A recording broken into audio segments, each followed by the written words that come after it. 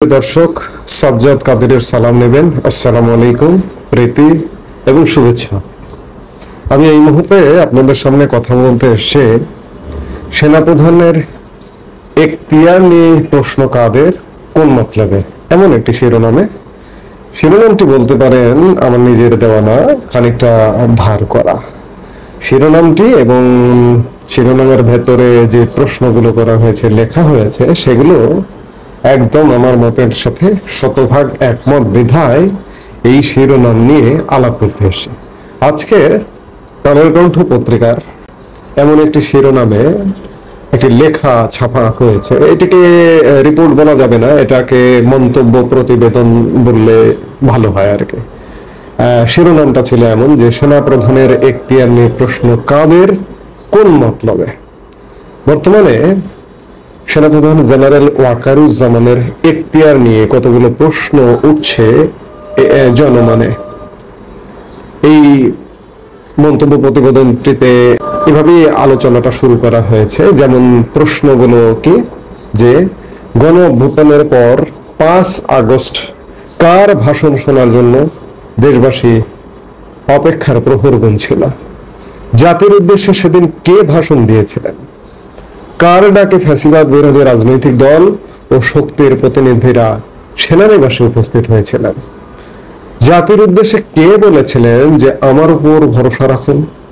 উত্তরটি সবার জানা, জেনারেল ওয়াকার। তখন কি কেউ প্রশ্ন করেছিলেন যে আপনি কে, কেন আপনার উপর ভরসা রাখবো, এসব কথা বলার এখতিয়ার কি আপনার আছে? এর সর্বজন স্বীকৃত উত্তর হচ্ছে না, বরং প্রশংসায় ভেসে এসেছিলেন জেনারেল ওয়াকারুজ্জামান। এইভাবেই প্রতিবেদনটি শুরু করা হয়েছে।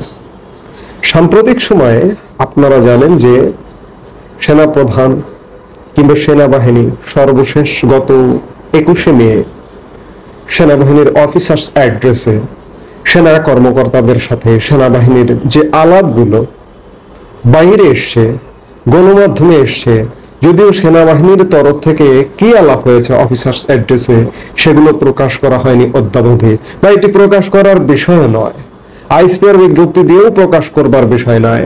এটি সেনাবাহিনীর নিতান্তই অভ্যন্তরীণ বিষয়। অভ্যন্তরীণ বিষয়ে মিটিং করলাম, অফিসার্স অ্যাড্রেস করলাম, কিংবা সেনা দরবার করলাম, সেগুলো তো বাহিরে প্রকাশ করবার বিষয় নয়। অতীতে কখনোই প্রকাশ হয়নি, বর্তমানে হচ্ছে না, ভবিষ্যতেও হবে না। এখন যেহেতু সেনাবাহিনী সবচেয়ে আলোচিত বিষয়, এই জন্য বিভিন্ন মানুষের হাত বেয়ে গণমাধ্যমে এগুলো আসছে পর্যন্ত। সেই জায়গা থেকে আমরা যেটি জানতে পেরেছি গণমাধ্যম সূত্রের বরাত দিয়ে, যে আলাপগুলো হয়েছে অফিসার্স অ্যাড্রেসে, সেই আলাপগুলো বিশেষ করে নির্বাচন নিয়ে, সর্বাগ্রে নির্বাচন নিয়ে খুব গুরুত্ব সহকারে আলাপ হয়েছে। কতদিনের মধ্যে নির্বাচন হতে পারে, কিংবা সাম্প্রতিক সময়ে চট্টগ্রাম বন্দর, সাম্প্রতিক সময়ে মিয়ানমারের রাখাইন রাজ্যের করিডোর প্রশ্নে, কিংবা মব ভায়োলেন্স নিয়ে আলাপ হয়েছে। সেনাপ্রধান শুরুতেই বলেছিলেন, শুরুতেই যখন কেউ কথা বলেনি তখন এই সরকারটির মেয়াদ খানিকটা পরিষ্কার করেছিলেন। 18 মাসের কথা বলেছিলেন। 18 মাস সময়সীমার মধ্যে নির্বাচন দিয়ে এই অন্তর্বর্তীকালীন সরকারটি চলে যাবার কথা বলেছিলেন। সেই সময় কিন্তু সেনাবাহিনীর বা সেনাপ্রধানের এখতিয়ার নিয়ে প্রশ্ন ওঠেনি। আজকে সেনাপ্রধানের এই যে করিডোর নিয়ে কথা বলছেন, কিংবা বন্দর নিয়ে কথা বলছেন, নির্বাচন নিয়ে কথা বলছেন, এগুলোর এখতিয়ার নিয়ে সেনাপ্রধান বা সেনাবাহিনীর এখতিয়ার নিয়ে প্রশ্ন তোলা হচ্ছে কোন মহল থেকে সেনাবাহিনীকে বিতর্কিত করবার জন্য। এমনকি যে মহল এগুলো প্রশ্ন তোলেন, যে গোষ্ঠী, এটি তো একটা গোষ্ঠী সংঘবদ্ধ, সেই গোষ্ঠীর পক্ষ থেকে প্রশ্ন তোলা হয় ওয়ারেন্ট অফ প্রেসিডেন্স অনুযায়ী সেনাপ্রধান কততম মর্যাদার, 12তম। এমনটাও আলোচনায় আনা হচ্ছে যে 12তম মর্যাদার একজন ব্যক্তি হয়ে এসব বিষয়ে প্রশ্ন তুলতে পারেন কিনা। আমার প্রশ্ন তাদের কাছে, এই 12তম মর্যাদার ব্যক্তিটি যদি 5 আগস্ট এগিয়ে না আসতেন, আমি বারবার বলি যে তিনি যদি সিদ্ধান্ত না নিতেন, 5 আগস্ট বিগত আওয়ামী লীগ সরকারের পতন হতো না। তিনি সিদ্ধান্ত নিলেন, আওয়ামী লীগ সরকারের পতন হলো, সরকার গঠন হলো, কয়েকদিনের দোলাচলে দেশ অনিশ্চয়তায় থাকলো 5 আগস্ট থেকে 8 আগস্ট পর্যন্ত 3 দিন। সে সময় সেনাপ্রধানকে আপনারাই প্রশংসা করেছিলেন। সেনাপ্রধান কোন কঠিন পরিস্থিতিতে সেদিন সিদ্ধান্ত নিতে বাধ্য হয়েছিলেন যে আওয়ামী লীগ সরকারকে বিদায় জানাতে হবে। এমনও শোনা যায় যে তিনি 5 আগস্ট ভোরবেলা ফজর নামাজ আদায় করে মোনাজাতে বসে হু হু করে কেঁদেছিলেন দেশের প্রশ্নে। আমি এই কথাগুলো একজন মানুষের দেশ নিয়ে যখন কান্নার কথা শুনি, আমি সত্যিই ইমোশনাল হয়ে যাই। হ্যাঁ, হয়তো সেদিন আওয়ামী লীগের পতন ঘটেছিল, আওয়ামী লীগ বিদায় নিয়েছিল, আরেকটা গোষ্ঠী এসেছিল। কোন একটা যুগ সন্ধিক্ষণের মাঝখানে দাঁড়িয়েছিলেন সেনাপ্রধান। দাঁড়িয়ে তিনি আল্লাহর কাছে প্রার্থনা করেছিলেন, হে আল্লাহ, আমি কি করব। তার সিদ্ধান্ত নিতে যাতে সহজ হয় সেজন্য হয়তো তিনি প্রার্থনায় বসে কেঁদেছিলেন। তার সিদ্ধান্তে হয়তো চূড়ান্ত ভাবে এসছে যে না, আমার এদিকে নয় এদিকে যেতে হবে। তার পরিপ্রেক্ষিতে আওয়ামী লীগ সরকারের পতন ঘটেছিল। এবং সত্যিকার অর্থে আমি বারবার বলি, অসংখ্য বক্তব্যে বলেছি, সেনাপ্রধান যদি স্ট্রিক্ট থাকতেন 5 আগস্ট আওয়ামী লীগের পতন হতো না। আমি বারবার বলি, বারবার বলবো। কিন্তু তিনি রাজি হয়েছিলেন বা তিনি সিদ্ধান্ত নিয়েছিলেন যে এই যে আন্দোলন চলছে, এই আন্দোলনের পক্ষে অংশগ্রহণ এবং পক্ষে অংশগ্রহণ বা পক্ষে সমর্থন দিয়ে সেই সময়ের সরকারের পতন হলো। পতন হবার পরে তিনি সরকার গঠন করলেন। সবকিছুতে তার এখতিয়ার নিয়ে কিন্তু কোনো প্রশ্ন ওঠেনি। আজকে যখন তিনি দেশের স্বার্থে একটা অনির্বাচিত সরকারের অবসান চাইছেন, সেনাবাহিনীকে এই যে একটা রিস্কি ম্যাটারে রেখেছেন, বাইরে ব্যারাকের বাইরে দায়িত্ব পালন থেকে বিরত করে তিনি ক্যান্টনমেন্টে, তার ভাষায় ছুটি করে ক্যান্টনমেন্টে ফিরিয়ে যেতে চাইছেন, দেশকে গণতন্ত্রের উত্তরণের পথে নিয়ে যাবার জন্য একজন দেশপ্রেমিক মানুষ।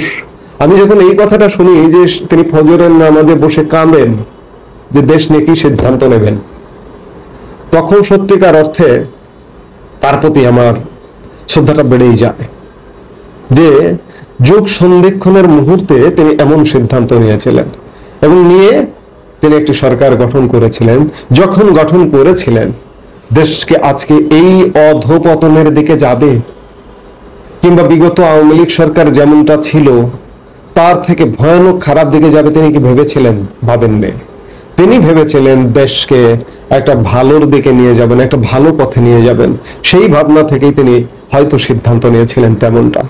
আজকেও তিনি দেশের ভালোর জন্য ভাবছেন, সব দলের অংশগ্রহণে নির্বাচনের কথা ভাবছেন, একটা অবাধ নিরপেক্ষ সারা পৃথিবীতে গ্রহণযোগ্য নির্বাচনের কথা ভাবছেন, দেশ বিরোধী করিডোর, দেশের স্বাধীনতা সার্বভৌমত্ব বিপন্ন হতে পারে তেমন করিডোরের বিরুদ্ধে দাঁড়িয়েছেন, কিংবা দেশ বিরোধী বন্দর চুক্তির বিরুদ্ধে দাঁড়িয়েছেন।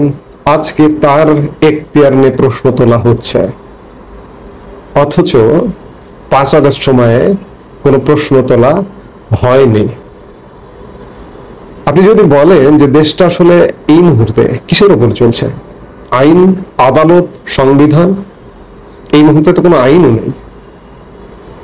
তারপরেও সেনাপ্রধানের এখতিয়ার নেই, আইন বহির্ভূত ভাবে এই যে একের পর এক অধ্যাদেশের মাধ্যমে কাজ করা হচ্ছে, এই অধ্যাদেশ গুলো আগামী সংসদে পাশ করে নিতে হবে।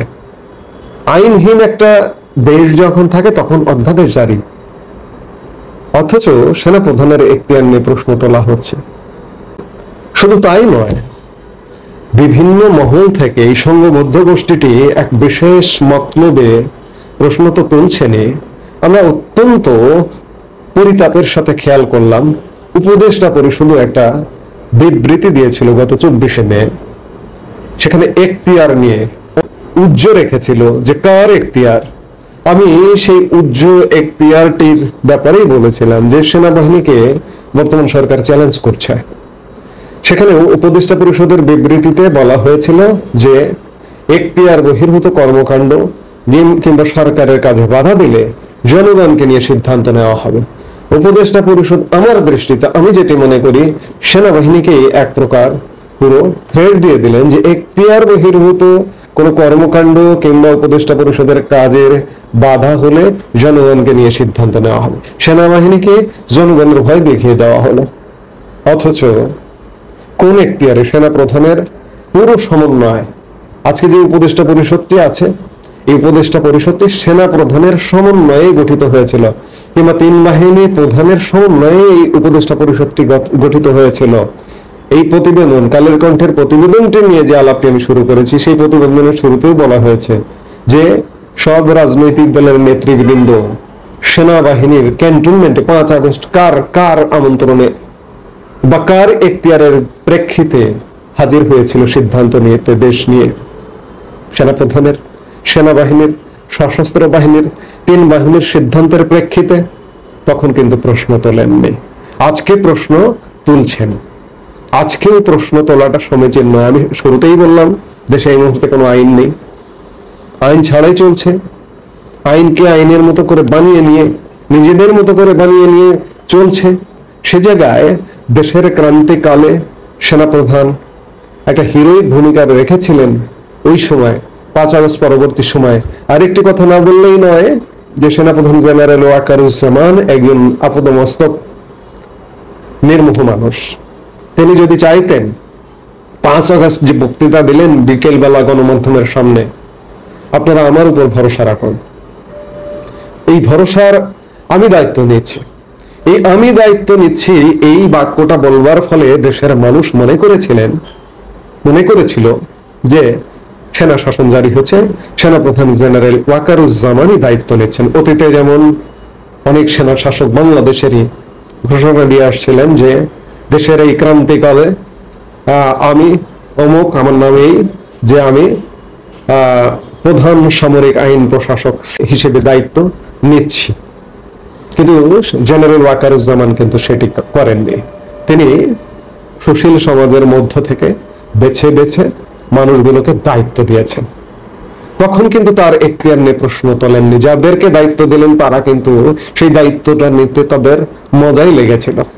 আজকে যখন সেনাবাহিনী দেশের এই ক্রান্তিকাল নিয়ে, এই সময় নিয়ে, এই কঠিন সময় নিয়ে কথা বলছেন, এই কথা বলার এখতিয়ার নিয়ে প্রশ্ন তোলা হচ্ছে। আসলে অত্যন্ত পরিতাপের বিষয়।